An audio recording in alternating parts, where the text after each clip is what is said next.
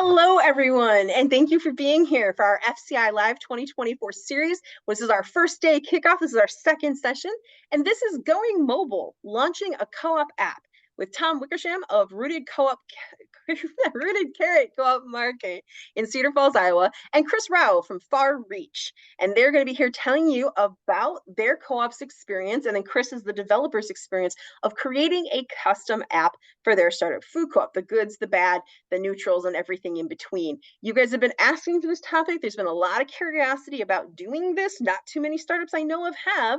Actually, I think the only one I definitely know has done it is Rooted Carrot. So we're going to delve into this topic that has been in high demand with you all. Real quick, I want to give a shout out to our FCI Live champion sponsors. We have a lot of sponsors, but these are our champions who've really made this series possible. Thanks so much to Columinate and to National Co-op Brochures. All right, and with that, I'm going to stop sharing here. I'm going to introduce you again to Tom and Chris, who are going to be sharing their own slides and telling you about their experience. Again, please put all questions and comments in the chat. They'll be keeping an eye on that, interacting with that. I will as well. And this is our opportunity to really talk about what, as far as I know, is the first time a co-op has done a custom app and how that's worked out for folks and what we can learn from it. Thank you so much, Tom and Chris, for being here. Thanks, JQ. Thanks for having us. And hello, fellow co-opers out there. It's good to be reconnected with you all. Hope you are doing well, staying warm and safe. I have been with the Rooted Carrot Co-op Market since the inception. I'm currently serving as a volunteer in a few different capacities. I'm going to now turn it over to Chris to introduce himself. Yeah, I'm Chris Rouw. I'm a software engineer and partner at Far Reach. We do custom software development. I'm technically a volunteer since I built the app. That was a volunteer effort. And yeah, excited to share what we learned here.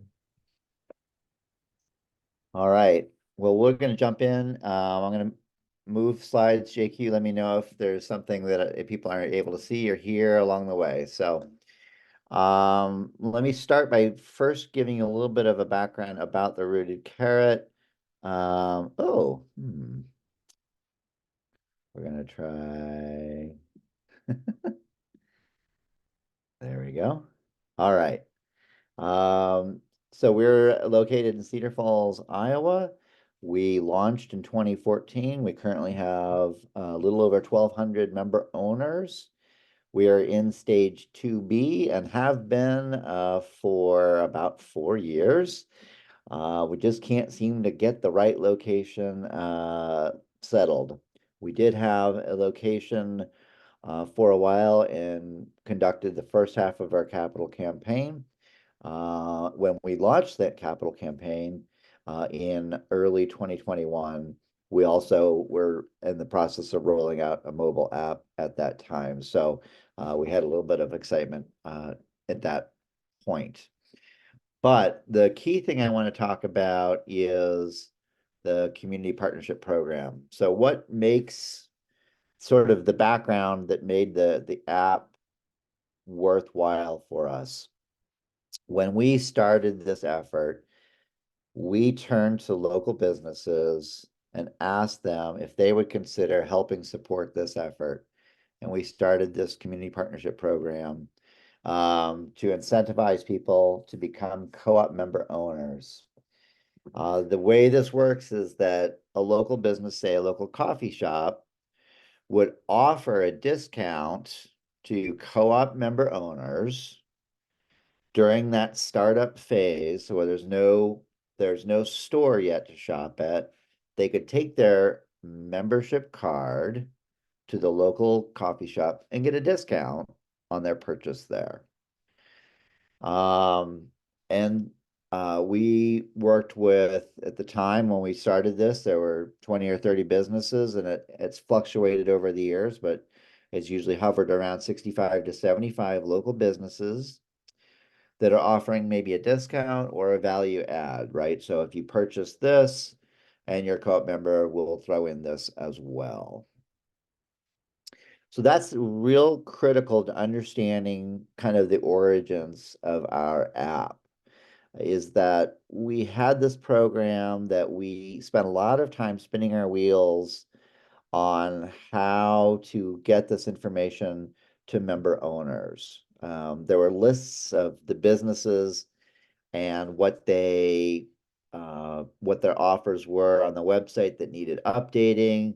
We created refrigerator magnets, but those needed updating. We had flyers, but those needed updating. And that's kind of where we were when kind of Chris sent an email and said, "Hey, I have an idea." And I'll let Chris take it from there. Yeah, so if you want to go to the next slide. So yeah, my wife and I became member owners. I don't know when. It's been a bit. And we have this one card in our house, and it's somewhere in the house. And my wife and I both can't have it at the same time. So that was like the first thing. I'm like, well, it's not often we would need to use it, but it's kind of a pain that we have to share it. All right, that's fine. I could take a picture of it. Great. So I was thinking digital, and then I remember going to get a pair of running shoes at a local business. I came home and my wife said, "Hey, did you use the co-op discount?" I'm like, "Oh my gosh, I totally forgot." And I said, "It would be really nice if I knew which businesses offered the discount very easily, and I had my card with me." And I'm an entrepreneur at heart, so I reached out to a board member and I said, "Hey, Joy, I have this idea. What do you think?" She said, "Yeah, why don't you put something together? We'll present it to the board." And that's what I did, just kind of pitched the idea. Um, I decided for me, I wanted to do this as a volunteer effort. I recruited a friend of mine who's a graphic designer, and he also volunteered, offered to do his work as a volunteer effort because it's a very exciting time because we knew the co-op was in an exciting stage. So um, we had the developer and the designer on board, and that's how the idea started. So when we went to the co-op, we yeah, maybe go to the next slide. We can just show what the app looks like real quick. Okay. It's not letting me advance. Let me see if I can.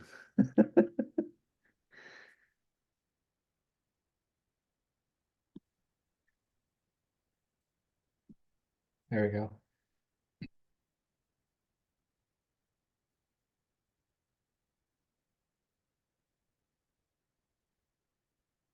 So after some discussion, we started, and I said to the team, and let me back up. The board put together a team specifically for the effort of the mobile app, and I think that was important to think about. That is, who do you want to be on that smaller team? And I told them, think big. We're not going to implement everything, but I want you to think big because I want you to think, gosh, we could use this app now this way, but once the store opens, here's other ways we could utilize the app once all of our members already have it. So we talked all about all those things, and what we narrowed it down was the membership card, digital membership card. So here I'm able to click on the member card and my information comes up. I do just punch in a little bit of information to verify to get my card. And then we have the business discounts, which are the community business partners. So if you go to the next slide, Tom. We presented this in a couple different ways. We have just a listing as you would expect in an app. We also have a map where you can visually see the different businesses and you could touch on them and go to that business. And then you can look at each business and what they offer for their discount, their location, all their social media links, their website. So it's kind of a good promotion for the business.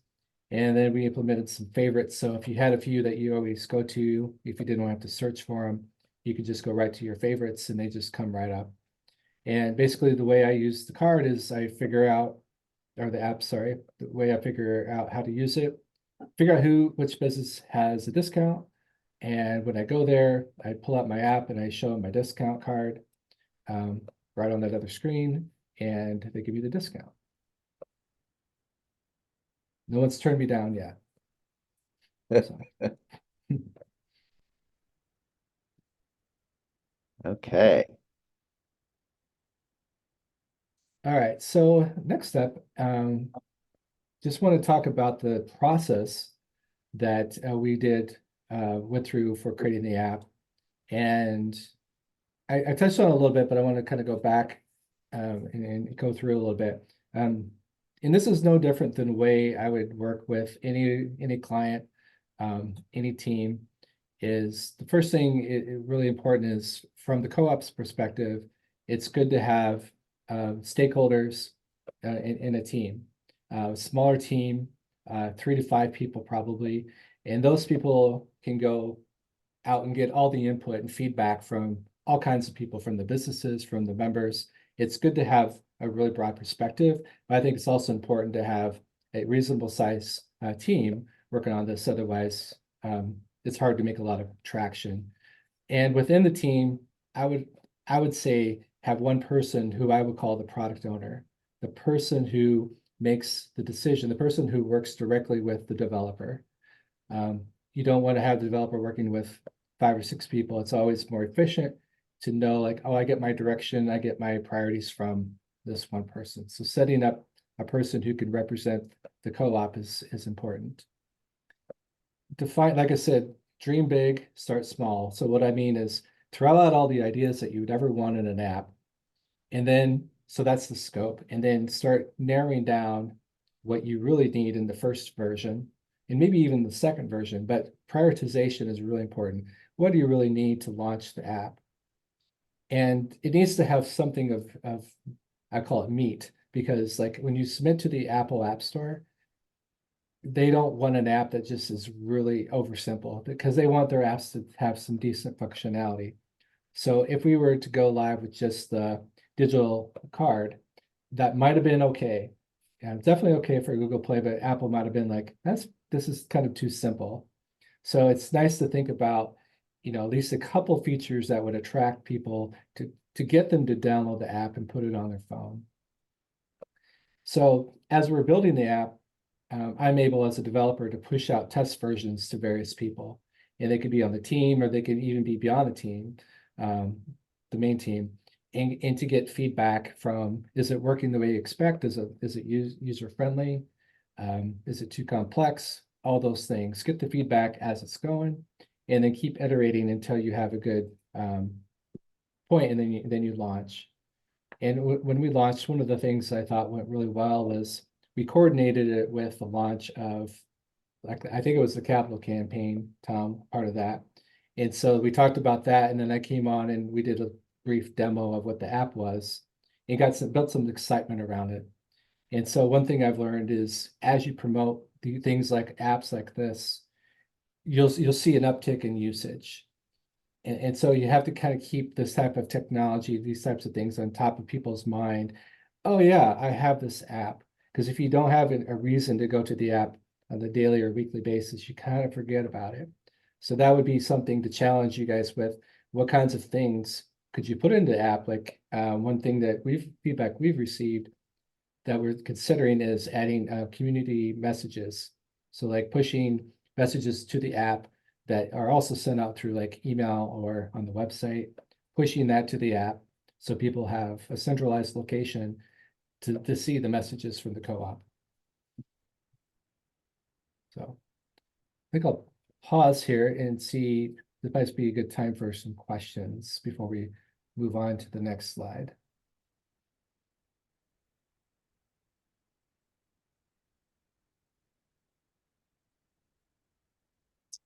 So there's a question about, did we see an increase in ownership due to the app? And I would say it would be hard to tell, because we were launching the app at the same time we were announcing a site and launching a capital campaign. So there was a lot of buzz going on in our community about Rooted Carrot with, we finally announced a site and we're raising tens of thousands of dollars. So we did see an increase in member ownership. It would be hard to attribute that to the app. Next question is, can you at some point talk about what was in your dream big list? What functionalities do you see it for down the road?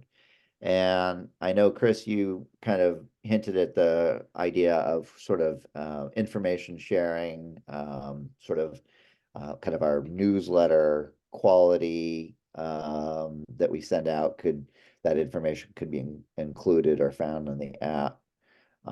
Another kind of dream big was the sort of push notifications, particularly during a capital campaign. We really want to kind of get that messaging up out about our goals, and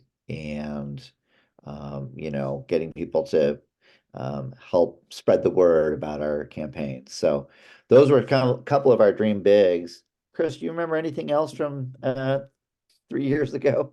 Yeah. So like one thought I was thinking and we talked with the team is, well, what happens when the store opens? How can we utilize the app when the store opens?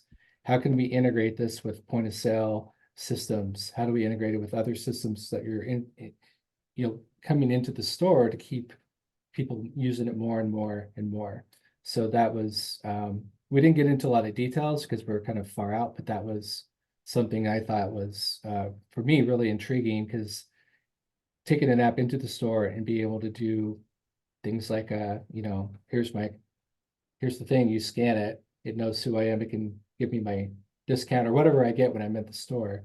That kind of thing would have been, could be really interesting. I Yeah. want to just point out real quick that is what established food co-ops are starting to do with you. So you guys would put out like your weekly flyers, but also they're putting out like really enticing coupons that you only get as an owner through the app and can use once, and it's integrated into your point of sale. So I love what you had to say about that, Chris. One of the key things about the app, again, that we, in addition to the idea that this is where you could find the information about the business partnership program, is that it replaced the need to type up on a little card the member owner's name and member owner number and mail that to each new member owner. So we've now replaced, we no longer do hard cards, and now it's digital. So that's been a great help for us.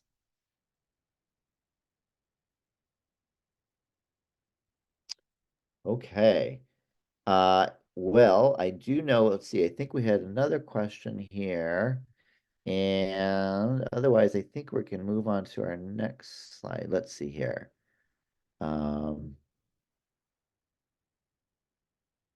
Balance of supply and demand. Don, do you mind unmuting and just sharing a little more with us about supply of what, like what exactly you meant here? If you're able. So yeah, so this is a food co-op mobile app, right? Okay. Yes. So there are people who are seeking like produce or food sources, and I'm wondering if you're able to keep up with the demand. If your community is able to keep up with the demand, or yeah, that's basically it.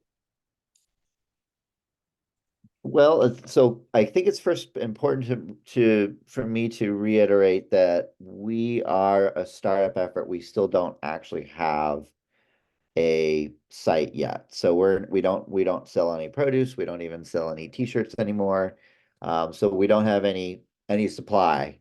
There's a huge demand for what we're trying to establish here, but the great thing about the app, and I want Chris to talk about this a little bit, is how easy it is to update. So as a member owner changes an email, or as we get a new member owner, also when a business partner changes, they they say, well, we're now going to offer this discount on Thursday nights in addition to Tuesday nights or something like that.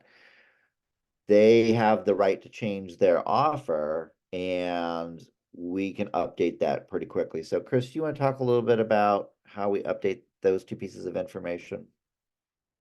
Yeah, so that was interesting when we got started. I told them we need to have what's called a central place of information. Where is the data owned? Where is it stored? And because that's what needed to feed the app. So we came out with a couple of spreadsheets is what we have. One for the member owners and one for the businesses. And for the member owners, that was all set up, some work by the co-op. And then they gave it to me and I loaded it into the cloud. So we use, I'm going to get a little technical here, but we use Microsoft Azure as our cloud provider. And so the data in the app is stored in the cloud. So I also have a little program that every time I have an update, I just update the spreadsheet, add the new member owner, I run the program, I click import, and that data gets updated immediately in the cloud. For the businesses, it's the same thing. We have a spreadsheet. So I task the team with getting the spreadsheet laid out. One of the things, in order to put things on a map, I need the latitude, longitude. So I had them task them with getting the latitude, longitude of the businesses. I could have done it programmatically, but I thought it'd be better if they did it so they knew it was at the exact spot that they wanted. So that was done by the team. The other thing with businesses, you notice in the screenshot, we have logos for each business. So that's the other thing that is provided to me are the logos in addition to that. But again, I create a little helper program that I just run. Anytime I get data updates, update the spreadsheets, run the program, click a button, and it gets updated in the cloud. And then that data is available to everyone with the app. I think the small little detail that just kind of highlight what Chris talked about, the location. We have some businesses that have multiple locations, but the discount or the value add is not necessarily applicable across all of their locations. So that's been something that's been useful. I do see a hand raised for a question. Tom, it's not a question, it's Mindy. Mindy's part of our team here. I wasn't involved in the beginning, so I was curious to sit in and listen to the startup of it. But one of the things with the businesses too is like one of the dairies here right now, we can get a 5% discount on a gallon of milk. So as far as supply and demand, it's not completely overwhelming to most of the places because it's a discount that they chose that they felt worked for them. So the one of the local breweries offers $1 off a draw. And so, and it's as many you want in one night, but the next place might you only get that $1 off once a night. So each business kind of determined how their discount was going to work for them. So I don't think anybody's been overwhelmed or had to change their discount because it's been overwhelming to them. Thanks, Mindy. That's a good point. And I think kind of related to that too, is that many of these business partners have been with us since we launched our efforts. So we're now going in close to 10 years that they've been offering discounts to, 6, 7, 8, 900 member owners. Not all of whom take advantage of that discount. For example, I myself have not taken advantage of a discount at, say, my local brewery in years. But they've been still very happy to provide that service or that benefit to co-op members as a way to help recruit new members. We've had a couple of member owners over the years indicate that they've basically paid off their membership shares by, you know, a couple of months of shopping, their normal shopping habits. And so it's been a really good way to help kind of sell membership as a cost benefit for folks. Okay, anything else then? I know we got just a couple more things we want to wrap up, and then basically we really want to open this up for conversation and Q&A. We just have a few more bullet points that we want to get into. Any more questions? Let's see. It looks like there might be a couple in the chat.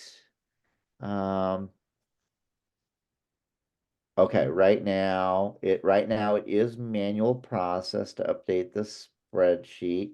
But we are doing some work with our database that we use for the capital campaign to see if that can sort of be our home base for our membership list. And I think that might be able to solve that issue. So more to come on that one. And I'll just interject. We do use a database in the cloud.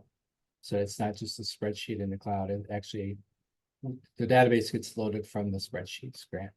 That's how that works. And Chris, there's a second part of that question about, can member owners update their email or phone information on their mobile app? That's a great idea. We don't have that in place right now. I don't know if we could totally do that, but one of the challenges there would be we're not updating the original source data. We'd have to send a notification to the team for them to manually update it in a second place. So that's a challenge we have right now. Yep. I would say though that if the co-op would sort of like you to put that together, because I think that would be a great advantage to member owners, is just to be able to make that app slightly more valuable for them moving forward. Okay, great. All right, well, thank you, Chris. I'm going to kind of talk a few more things about the app from the board and the co-op's perspective. Chris will stick with us for those of you who have some of the more technical questions, and then we'll again open things up for all kinds of conversation or Q&A. All right, let's see if I can advance this. For some reason, I'm having some difficulty advancing my slides, so I've got to do this in a slightly manual way. Oh, we have costs.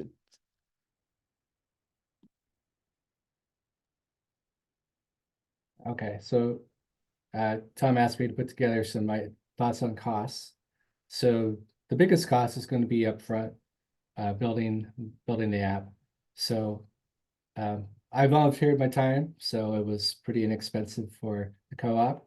But in general, you're going to need someone to play a designer and an app developer, and maybe you can find someone in your community to do it. On a volunteer or reduced rate basis. But if a regular company like Far Reach would do it, and you're talking like for this app, it's going to be $5,000 to $20,000 easily, depending on how many features you want in the app. So that is a pretty significant investment. So usually the number of features drives the cost. Ongoing costs, you'll want to set up your own Google Play account, an Apple App Store account under the co-op's name. Its cost is $99 a year for Apple, and for Google, it's only $25 for a one-time, and then you're good. One thing with the Apple App Store, and Tom probably remembers this, you do need a Dun & Bradstreet number to verify you are who you are. So they make sure that you are the co-op and not just some person pretending to be the co-op. And then the other ongoing cost is hosting in the cloud. So AWS is Amazon's hosting environment. I use Microsoft Azure. This is where you store the data used in the app. So this all just really varies on the amount of data you use and stuff. But right now, we're probably like $15 to $20 a month. We don't have a ton of data. We don't have a ton of usage. and it would just go up from there depending on usage and data.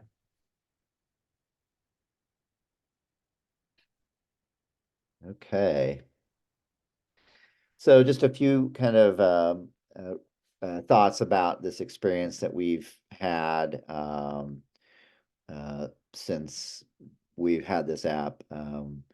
We have over 50 community partnership program businesses, over 1,200 member owners. We've had steady usage over the past 3 years. We've promote the app with each new member owner, so that's really critical, I think. And then we are, in conversations internally about how can we use this to kind of have some push notifications and get more information out to member owners. I would say I'm going to speak sort of off the cuff from the board's perspective. I used to be in the board. That it has been nice to have, but we feel like it's highly underutilized. And I think there's lots of room for getting this tool to benefit our efforts as we move forward. And we have our information on our website and our emails. We're happy to follow up with direct questions, after this presentation. But in the meantime, we are open to any questions folks might have and anything. I know JQ usually has a few questions as well too. So anything you want to throw out at us, we'll give it our best. Well, I'm going to behave and see if anyone else wants to go first. But yes, you're right. I already have a list. We see there's something in the chat. All right.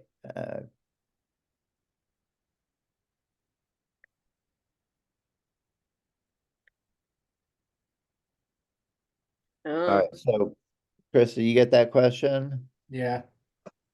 I think that's going to be something that you might be able to answer. Yeah, and I mentioned, an effort like, I think I spent about, they asked me to track my hours. I think I spent about 80 hours of time, in meetings and preparation and stuff. So take that times whatever hourly rate someone would have. You can kind of start to see how much that would be. If you work with an independent contractor, it's going to be less expensive than with a firm, like Far Reach. So that's something to consider as well. When you work with an independent contractor, you work with that one person. So there's a little bit of risk involved when you work with one person. So you just want to make sure that you set up everything under your name and not the developer's name. So the source code, you have access to the source code. You have, I made the co-op set up all the accounts for in Azure and everywhere I needed, because I didn't want to be the one responsible. I wanted the co-op to be responsible for that. So that's really important. Make sure you set everything up under the co-op's name, and then you invite the developer or the firm to be, to develop in partnership with you. So that would be a couple things. The other thing is, if you're looking for a developer, if you have someone in the co-op that has an IT background, that might be worthwhile bringing them in to help, I guess, interview or just talk to them to make sure they are just full of it and kind of have the best interests at heart. I seem a little, I've had a lot of experience in this field, and most people are good, but we get a lot of people coming to us that had really bad experiences, and that's very unfortunate. So a little bit of due diligence up front is really important. I don't know how many people have downloaded it, Grant. I have some stats from last year. I think it was, I don't know, it's not heavily used. It's probably, I think when we launched it first, we saw usage really ramp up, and then it's kind of went down a little bit, and it kind of stayed steady. So, we have, over 1,100 or I guess 1,200 members in the database that could use it. But I would say on an average month, there's probably 40 to 50 people that actually use the app, is what I saw in the stats. So Chris, it's Mindy again. Somebody asked me that question, and I mentioned too that when we go to Hanson's, they don't request to see our membership card any longer. They don't request to see that we've got the app loaded. If we say we're from the Rooted Carrot, they just take it now. So I think that kind of probably, it's not like when we go in there, we have to click on the app every time to get something to click. There's certain businesses that don't ask us to see it every time we go in, especially like some of the bars. If we have one of our committee meetings in a local bar, and they just know when we come in that we're all going to get $1 off our beers. So we don't click on it and look at it every time we use it either. So is that where you would see the usage, as if we were actually clicking on the app and showing them our membership card? Yeah, and we didn't build anything for the businesses to use to verify the membership. We talked about it, but we decided not to do that because we thought if we just show your phone, they'll be like, oh, okay. And, as long, I think, Tom, you guys probably let the businesses know about this app, so they knew what to expect, right? Yep. Yeah, and the business has been really great to work with over the years. They've been big allies of this effort, and so to Minnie's point, yeah, they almost don't hesitate if you say, "Oh, I'm with the co-op," but they don't. Well, show me some proof of evidence. So, they just go, oh, "Okay, great. Well, here's your benefit for being a co-op member," and they just move on from there. So they've been great to work with. And then there's a question about integrating with a POS system. So it's our hope that it can, but we don't know because we don't have a POS system. And we certainly hope that once we're there, that we've done the necessary functionality, the necessary back end work on the app, that Chris has done that well so that it can integrate, but we just don't know until we get that POS in place. Yeah, my understanding is there, and I can't name names, but that there are one or two food co-ops that have figured out POS integration, but it's kind of new to having an app. Like I think Weaver Street might be one of them. So I can always look into that if people are curious, but it's something that the established co-ops are moving towards. So they might be figuring this out for you before you get there anyway. These are all great questions, and I'm so glad to be able to take these all. There's another question here about what's in it for the businesses. And I do want to touch upon that just real briefly, because they have been big supporters of this co-op effort for many, many years. When we first pitched this idea to them, long before there was an app, when we said, hey, would you consider giving a discount to member owners while we're trying to launch this brick and mortar business? We said, what we could offer you is, first of all, the fact that you are partner with us says something about your business, right? That you can put a decal in your store, on your front door or your counter that says, hey, we're partnering with the co-op. So that helps convey a commitment to this local community. But what we offered them in addition to that was that we would promote their business on our website, in our newsletters, in our social media. So periodically throughout the year, we'll highlight many of these businesses and encourage the public at large, not just our membership, but everyone who might be following our Facebook page, for example. Hey, go check out this business. They've got this great new event coming up, or this great new menu that they're launching. And so we'll periodically highlight them as a thank you for what they're doing for our member owners. So you do have plans to build a brick and mortar? We have intentions. Okay, okay. Yes, well, that is our hope and our goal. Our site team is looking at some prospects, and if though one of those works out well and we raise the remaining capital, yes, we hope to open that store soon. Can you say a little bit more about why did you decide to do this? The app itself. Yeah, the app, and what motivated you to develop a vision to have a co-op, an app? Yeah. Well, I think one of my favorite things about the co-op is about this little slice of our co-op's history is that so much of our work has been sort of following the guidebooks from the from FCI and others, the three stages and the four cornerstones, and saying, okay, here's what you do to start a co-op, and there's all these lists and instructions we get from these leaders in the national system here, and nowhere along the line said, "Oh, launch an app." And it took a member owner to knock on our door and say, "Hey, I can help your efforts. What do you guys think about this?" And it was a little bit of a surprise and a little bit of a uh, almost a distraction to our work while we're following the checklist from FCI on how to start a food co-op, and it's not on the checklist. And now you want us to start a team, and this was not really in our wheelhouse at the time. But we are so glad we did that. Chris has been so wonderful to work with.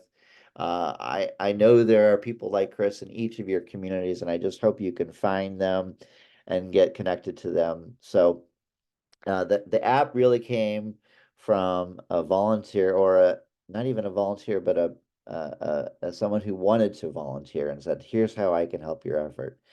As far as the effort to start a food co-op in our community, um, there's 1,000 reasons why, or 1,200 reasons why, if you can't remember owners, on why we should have a cooperative in our region, and we've been very fortunate to get this far along the way. But just as sort of a little footnote to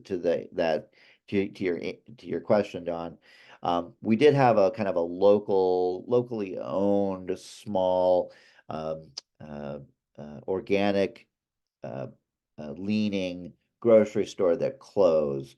And when that closed, there was this effort to say, hey, let's take ownership in our own hands and start up our own food co-op. So that was kind of the impetus in many ways to this effort that's still underway. Thank you. For sure. Okay. So I know someone else just commented. I was going to ask you to remember my question, but I'm not sure yet. Okay, people have been discussing some details. I wanted to ask you guys, like, one of my concerns. So stars have wanted to do this forever, and the reason stars haven't done it is exactly like Chris pointed out, is that hiring a developer to do it was going to be thousands upon thousands of dollars to do it. So it really had to be worthwhile. And then there's the ongoing costs and making sure of someone to maintain it, right? Like a lot of people will put different kinds of fancy software in place for tracking data or whatever their startup, and then the person who knows how to manage that software leaves, and then we have kind of this challenge. So I noticed, Chris, you mentioned one of the ways that you worked to avoid this with the co-op was to really centralize where the data was and make sure they knew how to handle updating the data.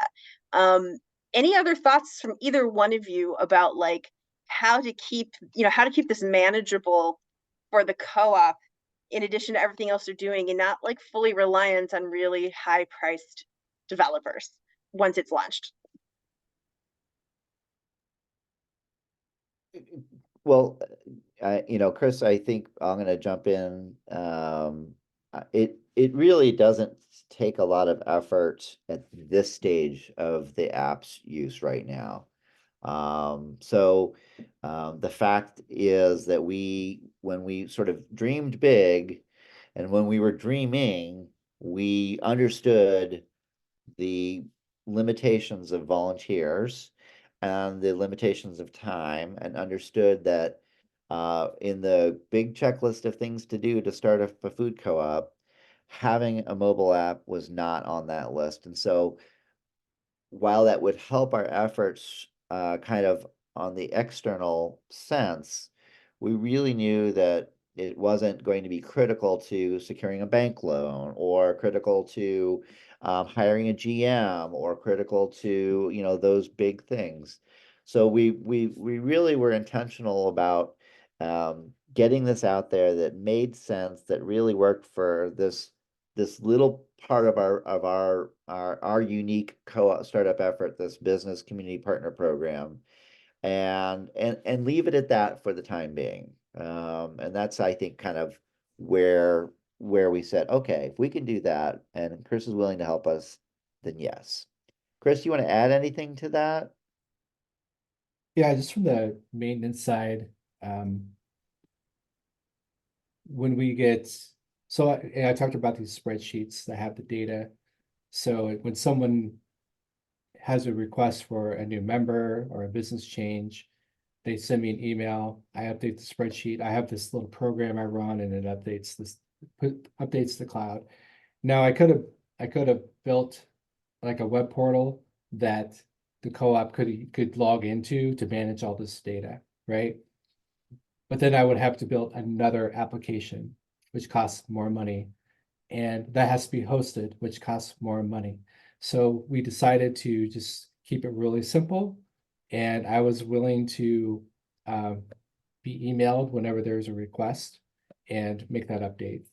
There are ways I can change it, so I could like have people update the spreadsheet and just like upload it to the cloud themselves, and then I could write a little thing that would recognize it and do the update.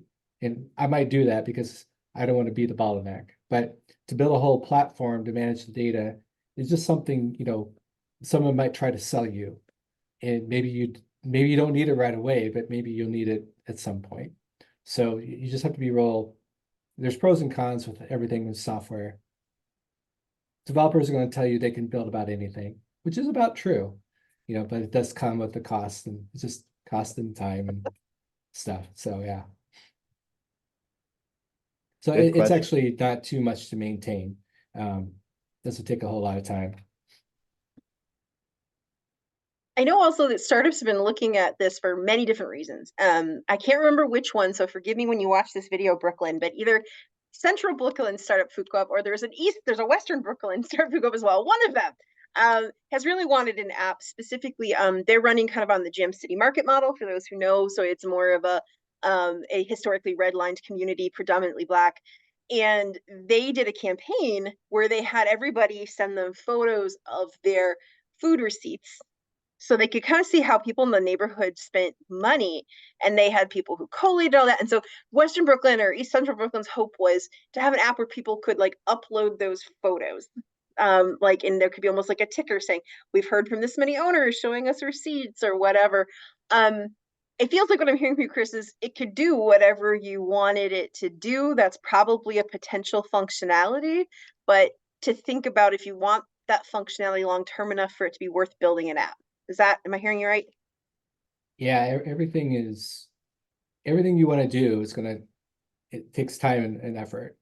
So if you have volunteer effort, that's one thing, but if you have to pay actual dollars to someone, that's another effort too. So, yeah, so whatever you build, you have to support. So we just, like I said, I encourage the team to dream big, and then I really try to get them to just say, let's just go live with these couple features. And we've just made some small tweaks here and there over the last couple of years to the app. I do want to thank Chris for his work in this, but I also want to give a shout out to Chris, the other Chris, who was the designer. I think he did a really nice job in terms of the look and feel of that, and it was great to work with him as well too. All right, it looks like we have another question from Grant.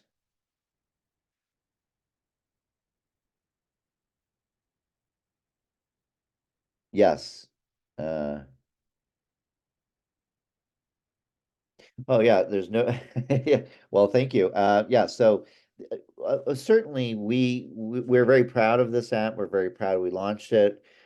We think it is still worth promoting to the community as a whole and the member owners specifically.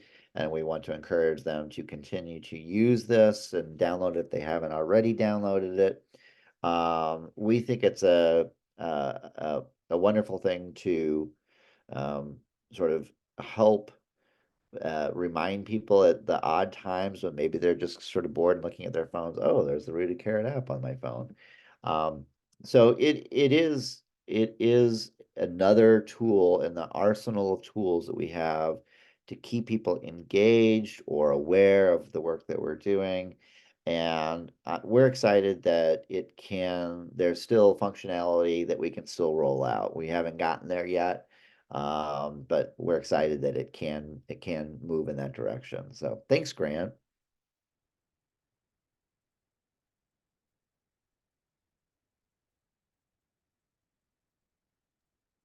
Got time for one or two more questions if folks have them. I'm just going to pile into what Grant said, and that I love that you guys decided to put in the effort too to make it to really use your brand and have it professionally designed. I mean, so it just looks, a lot of what food codes are trying to do is convince people this is real and that we know what the heck we're doing. And that just looks, it gives part of that momentum, right? That you guys put out an app that looks so professional, so sharp. It's beautiful. If you, by the way, if you haven't downloaded it, you can. You can't put any information to get your member number in there, so you don't really get access, but you can see the pages. And I did, and it's really beautiful. It's really professional looking, and that's such a big piece of the value of it too, is showing people how serious you are. Yeah, thanks, JQ. Any other last questions? Well, we're about perfectly on time. Do you guys have any last comments or thoughts you want to share with us before we wrap up? I do know that we've had some folks over the years reach out and sort of ask us for some of this information. We hope this recording will help. And I do know some folks have Chris had a very specific conversation with another startup co-op about what would it, could they hire him and what would his cost be? So feel free if that's in your wheelhouse, if that's in your budget, feel free to reach out to Chris directly. I'm sure he'd be willing to consider another client in the cooperative world. But we really hope this is a value. We understand that it's unique to us because of our business partner program, but we really hope that this information has been helpful for you all tonight. We are so appreciative of you guys being here. As you've said, I feel like I've been almost like trying to fend off people that want your personal phone numbers to talk about this. So I'm glad we did this in one session. And Tom and Chris have said that they are willing to stay. If someone has like a really specific question or some technical questions they want to ask after we wrap up the session, we wrap up at the top of the hour. They will stay and see if there's anyone has any last like little detail-y questions like that. I'm going to start our wrap up process and do that first with just thanking again Tom and Chris for coming and sharing their time and their expertise to get this idea and this information out into the community since there's been so much demand. Thank you to them.